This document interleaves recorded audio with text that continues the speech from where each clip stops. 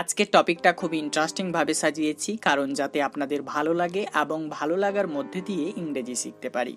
তো আজকের মেনুতে আছে alphabet, vowel, consonant, single sound, diphthong sound আর double sound, pure consonant, semi vowel এবং সিলেবল। তো আজকের ক্লাসে মূলত আমরা এগুলোকে নিয়ে আলোচনা করব একটু অন্যরকম ভাবে। তো চলুন শুরু করা যাক। অ্যালফাবেট এর অর্থ হচ্ছে বর্ণমালা, যে কোনো ভাষার বর্ণমালা বা বর্ণ সমষ্টি। এবার আপনারা একটু মনে করুন, অ্যালফাবেটের ২৬টা সন্তান, কারো নাম এ, কারো নাম বি, কারো নাম সি, এভাবে জেড পর্যন্ত আমরা ২৬টা সন্তানের নাম সকলেই জানি। কিন্তু অ্যালফাবেট তাদের নাম সহজেই মাথায় রাখার জন্য তারা দুইটি গ্রুপ তৈরি করে ফেললো। একটার নাম দিয়ে দিল ভাওয়েল আর একটার নাম দিয়ে দিল কনসোনেন্ট।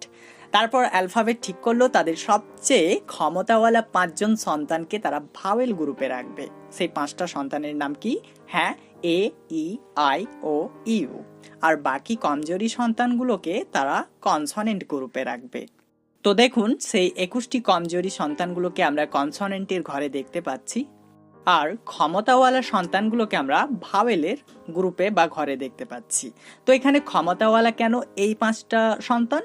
কারণ এরা নিজেদের কাজ নিজেই করতে পারে, অন্য কারো সাহায্য ছাড়াই।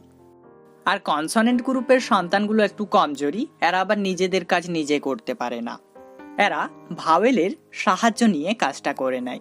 সেটা কিভাবে? তো চলুন আমরা কিছু উদাহরণ ফলো করি, তাহলে ব্যাপারটা আরো পরিষ্কার হয়ে যাবে। এটা আমরা উচ্চারণ করি বি। তো দেখুন তো, এখানে বি কি একাই উচ্চারিত হচ্ছে নাকি অন্য কোনো বর্ণ এর সাথে যুক্ত রয়েছে? হ্যাঁ, এখানে অন্য একটা বর্ণ যুক্ত রয়েছে, তার নাম হচ্ছে ই। বি যোগ ই সমান বি। তাহলে এখানে আমরা ই যুক্ত না করলে কিন্তু বিটাই উচ্চারণ করতে পারবো না। তাহলে এখানে বি কিন্তু ভাওয়েলের সাহায্য নিচ্ছে, তবেই কিন্তু কাজটা করতে পারছে। তাছাড়া কিন্তু বি এর ক্ষমতা নেই যে সে একা কাজটা করবে। তেমনি করে যদি বলি সি, দেখুন এখানেও আমরা সি যোগ ই পাচ্ছি, সমান সি হচ্ছে, এখানেও আমরা ই কে খুঁজে পাচ্ছি। তেমনি করে যদি বলি ডি, ডি যোগ ই সমান ডি। এফ, ই যোগ এফ সমান এফ। নেক্সট এল, ই যোগ এল সমান এল। এম, ই যোগ এম সমান এম। এন, ই যোগ এন সমান এন। পি, পি যোগ আই সমান পি। তাহলে দেখুন, আমরা যখনই কনসোনেন্টগুলো উচ্চারণ করছি তখন কিন্তু সে একা একা উচ্চারিত হচ্ছে না, সে ভাওয়েলের সাহায্য নিচ্ছে, তবেই কিন্তু উচ্চারণটা হচ্ছে।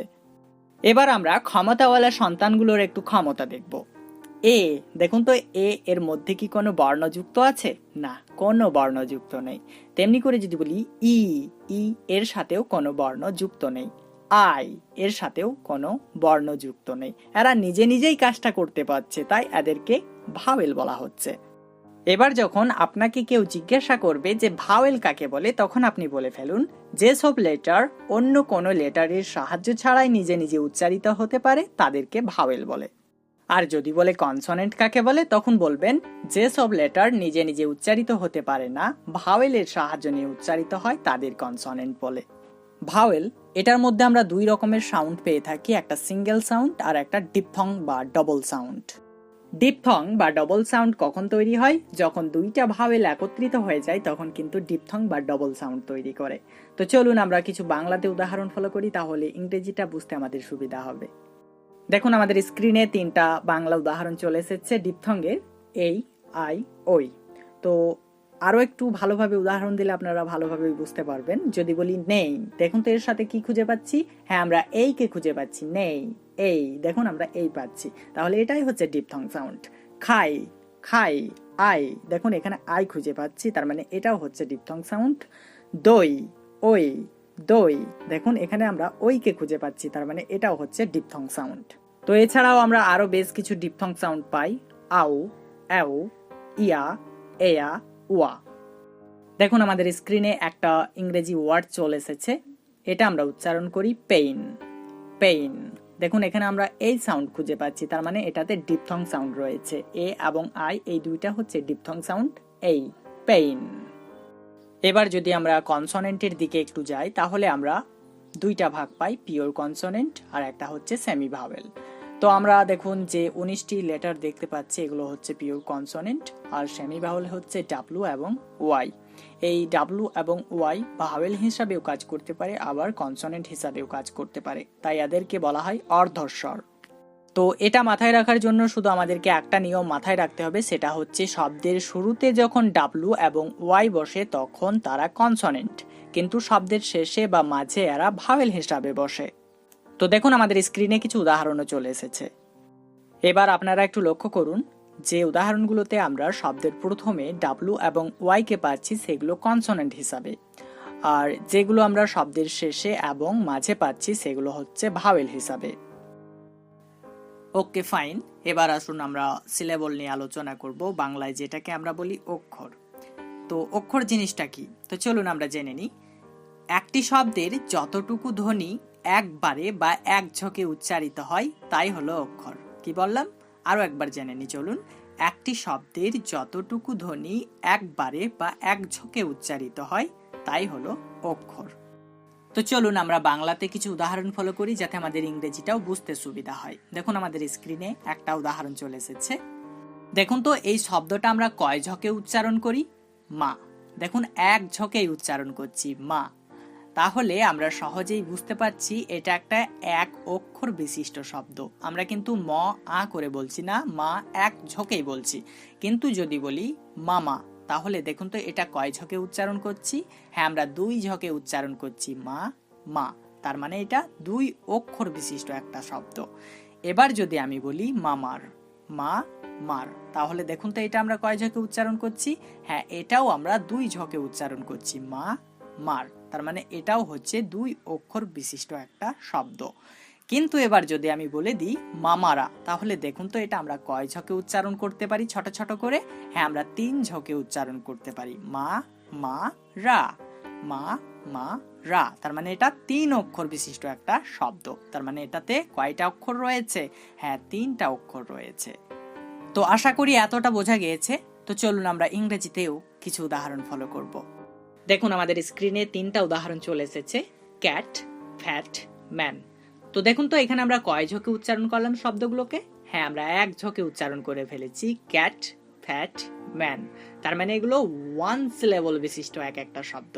তাহলে যখন আমরা ওয়ান সিলেবল বিশিষ্ট এক একটা শব্দ পাবো তখন সেগুলোকে সব বলা হবে মনোশ্লেবিক। কি বললাম? হ্যাঁ, মনোশ্লেবিক। মনো মানে এক। নেক্সট উদাহরণগুলো দেখুন আমাদের স্ক্রিনে চলে এসেছে। তো এগুলো আমাদের ইন্ডিয়াতে উচ্চারণ হয় ফ্লাওয়ার, ফিঙ্গার, ফাদার, হাজবেন্ড। এইভাবে আমরা ইন্ডিয়ায় উচ্চারণ করি, কিন্তু অক্সফোর্ড উচ্চারণ যদি আমরা দেখি তাহলে আমরা সেখানে পাবো flower, finger, father, husband. Oxford ডিকশনারিতে আমরা এভাবে উচ্চারণগুলো পেয়ে থাকি। কিন্তু আমরা যেহেতু ইন্ডিয়াতে বসবাস করি তাই যেমন দেশ তেমন ভেষ আমাদেরকেও ধরতে হয়। তো চলুন এই শব্দগুলোতে কয়টা করে সিলেবল রয়েছে সেটাও আমরা একটু দেখে নেব। ফ্লাউ আর, ফ্লাউ আর, দেখুন তো কয় ঝোঁকে উচ্চারণ করলাম? হ্যাঁ, আমরা দুই ঝোঁকে উচ্চারণ করলাম ফ্লাউ আর, ফ্লাউ আর, তার মানে এটা দুইটি অক্ষর বিশিষ্ট একটা শব্দ। তাহলে যখন আমরা দুইটা অক্ষর বিশিষ্ট একটা শব্দ পাবো তখন আমরা সেটাকে ইংরেজিতে বলবো ডাইসিলেবিক। কি বললাম? হ্যাঁ, ডাইসিলেবিক। এর অর্থ হচ্ছে দুইটা অক্ষর বিশিষ্ট একটা শব্দ। তেমনি করে দেখুন ফিঙ্গার, দেখুন এখানেও আমরা দুই ঝোঁকে উচ্চারণ করছি, তার মানে এটাও হচ্ছে দুই অক্ষর বিশিষ্ট একটা শব্দ। তেমনি করে দেখুন ফাদার, ফাদার, দুই ঝোঁকে উচ্চারণ হচ্ছে। হাজব্যান্ড, হাজব্যান্ড, দুই ঝোঁকে উচ্চারণ হচ্ছে। তার মানে এগুলো সবই হচ্ছে ডাইসিলেবিক। নেক্সট উদাহরণ দেখুন আমাদের স্ক্রিনে চলে এসেছে রিমেম্বার। দেখুন তো আমরা কয় ঝোঁকে উচ্চারণ করলাম? হ্যাঁ, আমরা তিন ঝোঁকে উচ্চারণ করলাম। তার মানে এটা হচ্ছে একটা তিন অক্ষর বিশিষ্ট একটা শব্দ। আর তিন অক্ষর বিশিষ্ট শব্দকে ইংরেজিতে বলা হয় ট্রাইসিলেবিক। ট্রাই এর অর্থ হচ্ছে তিন। তেমনি করে বলা যাবে না, ব্যানানা, এটা আমরা তিন ঝোঁকে উচ্চারণ করলাম। তেমনি করে বলতে পারি বিউটিফুল, দেখুন এটাও আমরা তিন ঝোঁকে উচ্চারণ করছি। তার মানে এগুলো হচ্ছে ট্রাইসিলেবিক। নেক্সট উদাহরণ দেখুন আমাদের স্ক্রিনে চলে এসেছে। তো আমার সাথে সাথে আপনারাও একটু উচ্চারণ করবেন, শুধু লক্ষ্য রাখবেন শব্দের কতটা করে অংশ আমি একবারে বা এক ঝোঁকে উচ্চারণ করছি। ওকে, তো চলুন দেখে নেওয়া যাক। ইউ, এটা আমরা কয় ঝোঁকে উচ্চারণ করি? হ্যাঁ, আমরা এক ঝোঁকেই উচ্চারণ করি। নি, এটাও আমরা এক ঝোঁকে উচ্চারণ করি। ভা, এটাও আমরা এক ঝকে উচ্চারণ করি, কিন্তু সিটিকে কি আমরা এক ঝকে উচ্চারণ করতে পারি না? আমরা এটা এক ঝকে উচ্চারণ করতে পারি না। সি টি, এখানে আমাদেরকে দুইবারে বলতে হচ্ছে সি টি, তারপরে আমাদেরকে টি বলতে হচ্ছে, সি একবারে টি আর একবারে। তার মানে এই যে ইউনিভার্সিটি উদাহরণটা আমরা দেখতে পাচ্ছি, এটার মধ্যে 5টি অক্ষর রয়েছে, অর্থাৎ আমরা 5 ঝকে উচ্চারণ করছি, ইউ নি ভ সি টি। তাহলে আমরা বলতে পারি এটা একটা 5টা অক্ষর বিশিষ্ট শব্দ। আর আমরা যখন 3-এর অধিক কোনো অক্ষর বিশিষ্ট শব্দ পাবো তখন আমরা সেটাকে ইংরেজিতে বলবো পলিসিলেবিক। ওকে, পলি এর অর্থ হচ্ছে 3-এর অধিক বা বহু। সিলেবল যে নিয়মে শেখা দরকার ঠিক সেই নিয়মেই আপনাদেরকে শিখিয়েছি। এছাড়াও সিলেবল বের করা বা চেনার আরো একটা উপায় রয়েছে। একটা ওয়ার্ডের মধ্যে আপনি জয়টা ভাওয়েল পাবেন সেই ওয়ার্ডে তয়টাই সিলেবল থাকবে। কি বললাম? একটা ওয়ার্ডের মধ্যে আপনি জয়টা ভাওয়েল পাবেন সেই ওয়ার্ডে তয়টাই সিলেবল থাকবে, তবে এর কিছু ব্যতিক্রমও আছে। তো চলুন আপনাদেরকে কিছু উদাহরণ ফলো করাই। দেখুন আমাদের স্ক্রিনে 3টা উদাহরণ চলে এসেছে, ক্যাট, ফ্যাট, ম্যান। তো দেখুন তো এখানে আমরা কয়টা করে ভাওয়েল পাচ্ছি? হ্যাঁ, আমরা একটা করে ভাওয়েল পাচ্ছি। তার মানে এগুলো হচ্ছে এক অক্ষর বিশিষ্ট শব্দ, মনোসিলেবিক। নেক্সট উদাহরণ দেখুন আমাদের স্ক্রিনে চলে এসেছে। তো আপনারা একটু লক্ষ্য করুন এটার মধ্যে কয়টা ভাওয়েল রয়েছে? হ্যাঁ, এখানে আমরা 2টা ভাওয়েল পাচ্ছি। তার মানে এটা 2 অক্ষর বিশিষ্ট একটা শব্দ। আর 2 অক্ষর বিশিষ্ট শব্দকে আমরা ইংরেজিতে কি বলি? হ্যাঁ, ডাইসিলেবিক। নেক্সট উদাহরণ দেখুন আমাদের স্ক্রিনে আবারও চলে এসেছে। তো আপনারা আবারও একটু লক্ষ্য করুন এখানে কয়টা ভাওয়েল রয়েছে? হ্যাঁ, এখানে 3টা ভাওয়েল রয়েছে। তার মানে এটা 3 অক্ষর বিশিষ্ট একটা শব্দ, আর 3 অক্ষর বিশিষ্ট শব্দকে আমরা ইংরেজিতে বলি ট্রাইসিলেবিক। নেক্সট উদাহরণ দেখুন আমাদের স্ক্রিনে চলে এসেছে, বিউটিফুল। তো এটার মধ্যে কয়টি ভাওয়েল আছে আপনারা একটু লক্ষ্য করুন। হ্যাঁ, এখানে 5টা ভাওয়েল রয়েছে, কিন্তু এটা পলিসিলেবিক হওয়ার কথা ছিল, কিন্তু আমরা একটু আগেই দেখলাম এটা হচ্ছে ট্রাইসিলেবিক। তো এমনটি কেন হচ্ছে? তো চলুন আমরা একটু জেনে নিই। ই, এ, ইউ, এই 3টা ভাওয়েল একটা ভাওয়েলের কাজ করে। এই 3টা ভাওয়েল ইউ সাউন্ড তৈরি করে। এখানে আমরা একটা ভাওয়েল পাচ্ছি আই, এখানে আমরা একটা ভাওয়েল পাচ্ছি ইউ, নিয়ে মোট আমরা ভাওয়েল পাচ্ছি 3টা। তার মানে এটা ট্রাইসিলেবিক। নেক্সট উদাহরণ দেখুন আমাদের স্ক্রিনে চলে এসেছে। তো এটার মধ্যে কয়টা ভাওয়েল আছে আপনারা একটু লক্ষ্য করুন। হ্যাঁ, এখানে আমরা 5টা ভাওয়েল পাচ্ছি। তার মানে এটা 5 অক্ষর বিশিষ্ট একটা শব্দ, যেটাকে আমরা ইংরেজিতে বলি পলিসিলেবিক। তো এভাবেই আমরা সিলেবলগুলো বের করতে পারবো। এরপরেও যদি আপনাদের কোনো সমস্যা থাকে অবশ্যই কমেন্ট বক্সে জানাবেন। তো সাক্ষাৎ হচ্ছে পরবর্তী ভিডিওতে। ভালো থাকবেন সবাই।